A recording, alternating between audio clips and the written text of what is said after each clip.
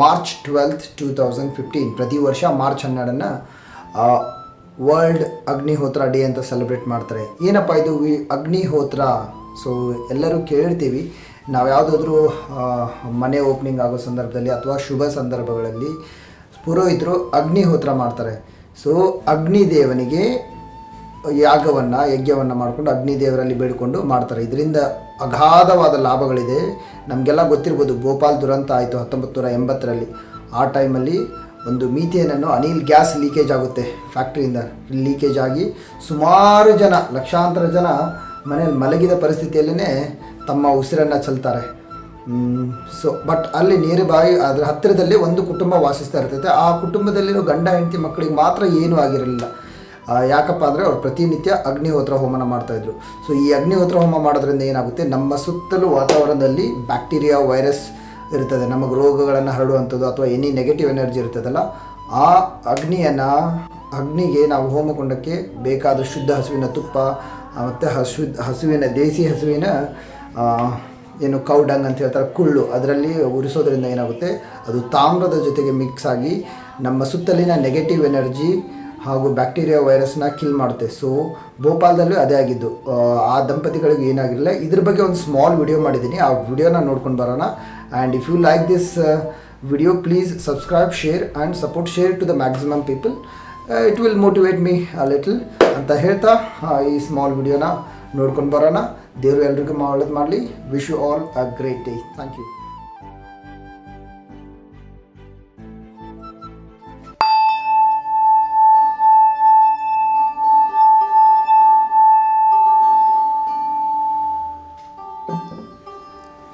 ಸರ್ವರಿಗೂ ನಮಸ್ಕಾರ.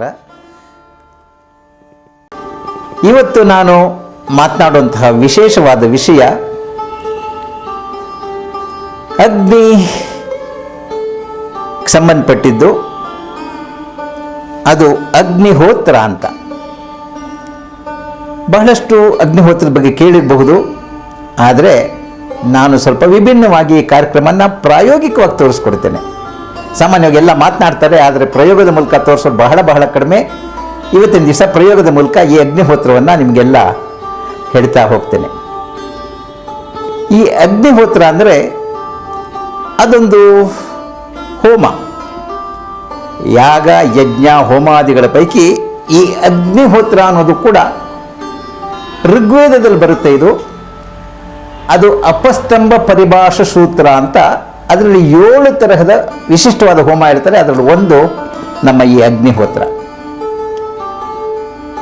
ಕೇಳಿದ ಕೂಡಲೇ ನಿಮಗೆ ಏನಪ್ಪ ಇದು ಯಜ್ಞ ಯಾಗ ಎಲ್ಲ ತೋರಿಸ್ಲಿಕ್ಕೆ ಹೊರಟಿದ್ದಾರೆ, ಯಜ್ಞ ಯಾಗ ಅಂದರೆ ಎಷ್ಟೆಲ್ಲ ಕಷ್ಟ, ಎಷ್ಟು ದಿನ ಬೇಕು ಅಂತಲ್ಲ. ಏನಿಲ್ಲ, ಈ ಹೋಮವನ್ನು ಯಾರು ಬೇಕಾದರೂ ಮಾಡ್ಬೋದು. ಕೇವಲ 5 ನಿಮಿಷಗಳಲ್ಲಿ, ಕೇವಲ 10 ರೂಪಾಯಿ ವೆಚ್ಚದಲ್ಲಿ ಯಾರು ಬೇಕಾದರೂ ಈ ಒಂದು ಅಗ್ನಿಹೋತ್ರವನ್ನು ತಮ್ಮ ಮನೆಯಲ್ಲೇ ಮಾಡಿಕೊಳ್ಬಹುದು. ಅದರಿಂದ ಪರೋಕ್ಷವಾಗಿ ಬಹಳಷ್ಟು ಲಾಭ ಪಡಿಬಹುದು. ಯಜ್ಞೋ ಹಿ ಪರಮಶ್ರೇಷ್ಠ ಅಂತ ಹೇಳುತ್ತೆ ವೇದೋಕ್ತಿಗಳು. ಅಂದರೆ ಎಲ್ಲ ಸಂಸ್ಕಾರ, ನಾವೇನು ಷೋಡಶ ಸಂಸ್ಕಾರ ಅಂತ ಹೇಳ್ತೀವಿ, ಆ ಎಲ್ಲ ಸಂಸ್ಕಾರಕ್ಕಿಂತ ಯಜ್ಞನೇ ಶ್ರೇಷ್ಠ ಅಂತೆ. ಯಾಕಪ್ಪ ಅಂತ ಹೇಳಿದ್ರೆ, ನಾವು ಏನೇ ಪೂಜೆ ಪುನಸ್ಕಾರ ಅದು ಇದು ಎಲ್ಲ ಮಾಡಿದ್ರು ಕಡೆಗೆ ದೇವರಿಗೆ ಪ್ರಸಾದ ಅಂತ ಕೊಟ್ಟು ಕಡೆಗೆ ನಾವೇ ತಿಂತೇವೆ ಸ್ವಾಮಿ ಅಲ್ವಾ. ಆದರೆ ಯಜ್ಞದಲ್ಲಿ ಮಾತ್ರ ಎಲ್ಲವನ್ನೂ ಕೂಡ ನಾವು ಅಗ್ನಿಗೆ ಸಮರ್ಪಣೆ ಮಾಡ್ತೀವಿ. ಅಗ್ನಿ ಅಂತ ಹೇಳಿದ್ರೆ ಭಗವಂತನ ನಾಲ್ಗೆ ಅಂತೆ. ನಾವು ಏನೇನು ಸಮರ್ಪಣೆ ಮಾಡ್ತೀವೋ ನಾವು ತಗೊಳ್ಳೋದಿಲ್ಲ, ಆ ಭಗವಂತ ಅವನ ನಾಲಿಗೆ ಮೂಲಕ, ಅಗ್ನಿಯ ನಾಲಿಗೆ ಮೂಲಕ ಸ್ವೀಕಾರ ಮಾಡಿಬಿಟ್ಟು ಅವನಿಗೆ ಬಹಳಷ್ಟು ಖುಷಿಯಾಗಿ ಮೇಲ್ಗಡೆಯಿಂದ ತಥಾಸ್ತು ಅಂತ ನಮಗೆಲ್ಲ ಆಶೀರ್ವಾದ ಮಾಡ್ತಾನಂತೆ. ಆದ್ದರಿಂದ ನಾವು ಈ ಯಜ್ಞವನ್ನು, ಈ ಯಾಗವನ್ನು, ಈ ಒಂದು ಹೋಮವನ್ನು ಹೇಗೆ ಮಾಡೋದು ಅನ್ನೋದನ್ನ ತಿಳ್ಕೊಳ್ಳೋಣ. ನೀವು ಕೇಳ್ಬೋದು, ಇದ್ರ ವಿಶೇಷ ಏನು ಸರ್, ಯಾತಕ್ಕೆ ಮಾಡಬೇಕು, ನಾನು ಏನಾದರೂ ಉಪಯೋಗ ಇದೆಯಾ ಇದರಿಂದ ಅಂತ ಕೇಳ್ಬೋದು. ಇದಕ್ಕೊಂದು ಸಣ್ಣ ಘಟನೆ ಹೇಳಿಬಿಡ್ತೇನೆ.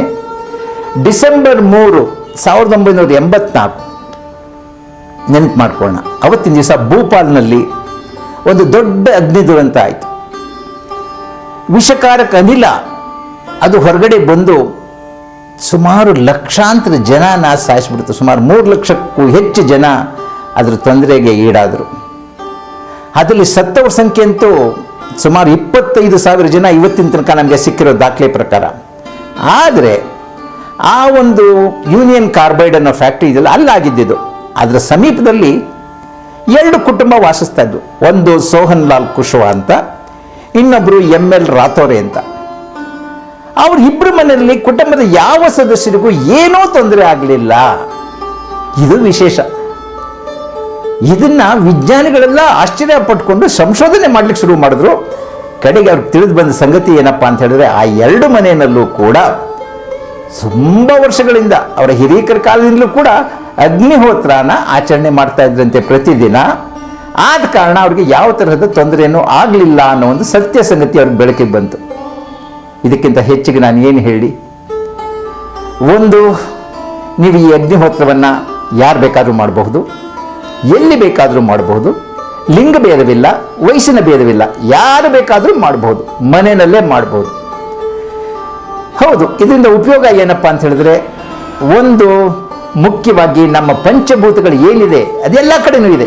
ಪ್ರಕೃತಿನಲ್ಲೂ ಇದೆ, ನಮ್ಮಲ್ಲೂ ಇದೆ, ಮನಸ್ಸಿನಲ್ಲಿದೆ, ದೇಹದಲ್ಲಿದೆ. ಎಲ್ಲ ಕಡೆಗಳು ಕೂಡ ಈ ಅಗ್ನಿ ತತ್ವ, ಜಲ ತತ್ವ, ವಾಯು ತತ್ವ, ಭೂತತ್ವ, ಆಕಾಶ ತತ್ವ ಅಂತಿದೆ.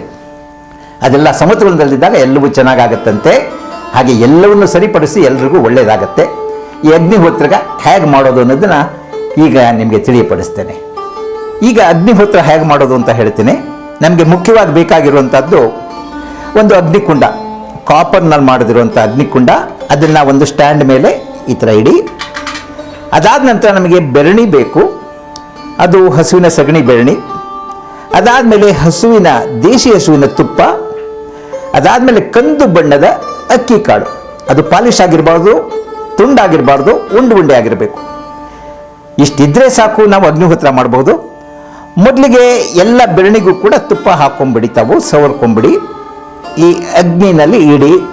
ಅಗ್ನಿಕುಂಡದಲ್ಲಿ ಈ ಟ್ರಯಾಂಗಲ್ ಆಕಾರದಲ್ಲಿ ಮೊಟ್ಟಿಗೆ ಇಟ್ಟ ಮೇಲೆ ನಂತರ ನೀವು ಮತ್ತೊಮ್ಮೆ ತುಪ್ಪ ಸವರ್ಕೊಳ್ಳಿ. ಈಗ ಆ ತುಪ್ಪವನ್ನು, ಅಗ್ನಿಯನ್ನು ನಾವು ಅದಕ್ಕೆ ಹಚ್ಚೋಣ. ಇವಾಗ ಅಗ್ನಿ ಆಯಿತು.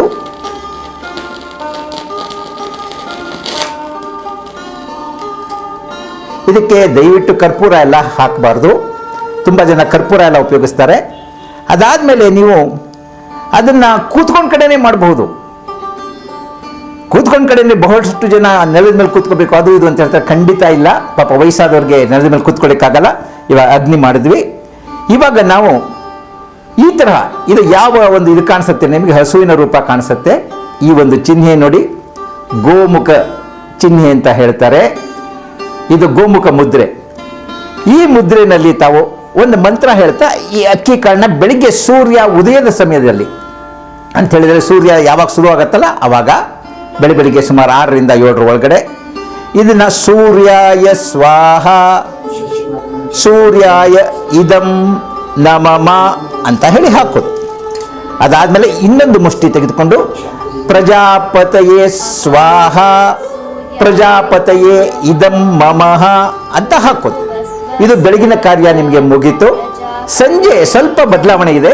ಅದೇ ತರಹ ಸಂಜೆ ನೀವು ಒಂದಷ್ಟು ತೆಗೆದುಕೊಂಡು ಆಗ್ನೇಯೇ ಸ್ವಾಹ, ಆಗ್ನೇಯೇ ಇದಂ ಮಮಃ ಅಂತ ಹಾಕಿ, ನಂತರ ಪ್ರಜಾಪತಯೇ ಸ್ವಾಹ, ಪ್ರಜಾಪತಯೇ ಇದಂ ಮಮಃ ಅಂತ ಒಂದು ನಮಸ್ಕಾರ ಮಾಡಿ, ಅದಾದಮೇಲೆ ನಿಮಗೆ ಏನು ಬೇಕು ಆ ಮಂತ್ರವನ್ನು ಹೇಳ್ಕೊಡಿ.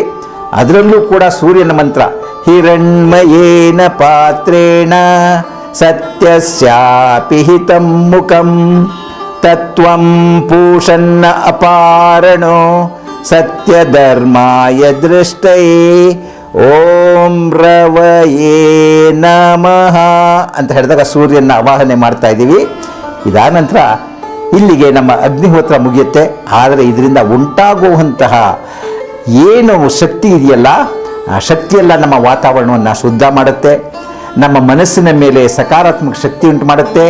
ಫಿಸಿಕಲ್, ಮೆಂಟಲ್, ಎಮೋಷನಲ್, ಸೋಷಿಯಲ್ ಈ ಎಲ್ಲ ಸಮಸ್ಯೆಗಳನ್ನು ಪಾರು ಮಾಡುವಂತಹ ಶಕ್ತಿ ನಮ್ಮ ಈ ಅಗ್ನಿಹೋತ್ರದಲ್ಲಿದೆ.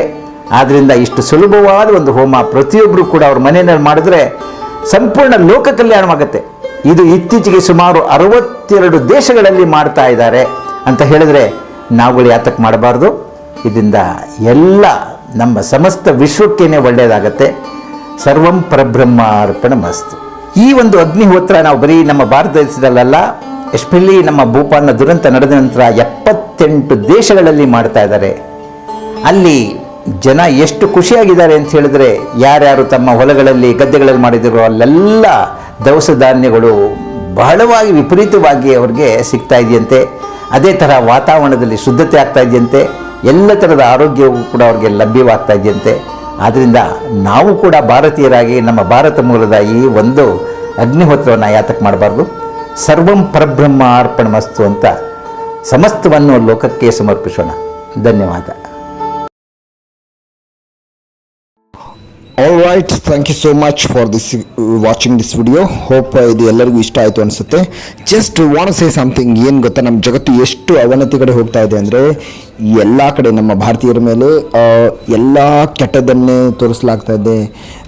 ಸೊ ನಾವು ಎಲ್ಲರೂ ಈಸಿಲಿ ಕೆಟ್ಟದ್ದಕ್ಕೆ ಈಸಿಯಾಗಿ ಅಡಿಕ್ಟ್ ಆಗ್ತೀವಿ. ಒಳ್ಳೆಯ ವಿಷಯಗಳನ್ನ ಅಳವಡಿಸ್ಕೊಳ್ಳೋಕ್ಕೆ ತುಂಬ ಕಷ್ಟಪಡ್ತೀವಿ. But what is happening, foreigners ನಮ್ಮ ಕಲ್ಚರ್ನ, ನಮ್ಮ ವ್ಯಾಲ್ಯೂಸ್ನ ಅವ್ರ ದೇಶಕ್ಕೆ ತೊಗೊಂಡೋಗಿ ಅಲ್ಲಿ ಇಂಪ್ಲಿಮೆಂಟ್ ಮಾಡಿಕೊಂಡು, ಹಿಂದೆ ನಮ್ಮಲ್ಲಿರೋ ಸಂಪತ್ತನ್ನೆಲ್ಲ ದೋಚಿದ್ದಾಯಿತು. ಇವಾಗ ನಮ್ಮ ಜ್ಞಾನವನ್ನು ಉಪಯೋಗಿಸ್ಕೊಂಡು ಅವರು ಶ್ರೇಷ್ಠ ದೇಶಗಳಾಗ್ತಾ ಇದ್ದಾವೆ. ನಾವು ಅವರ ಕಲ್ಚರ್ನ ಅಡಾಪ್ಟ್ ಮಾಡಿಕೊಂಡು we are day by day we are going down.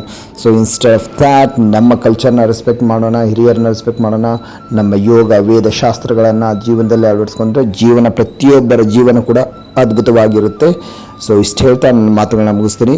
Kindly subscribe this video, share to the maximum people so that it will help everyone. And also ನನಗೂ ಕೂಡ ಇದರಿಂದ ಸ್ವಲ್ಪ ಪ್ರೇರೇಪಣೆ ಸಿಕ್ಕಂಗಾಗುತ್ತೆ. Thank you for watching. Be proud to be an Indian.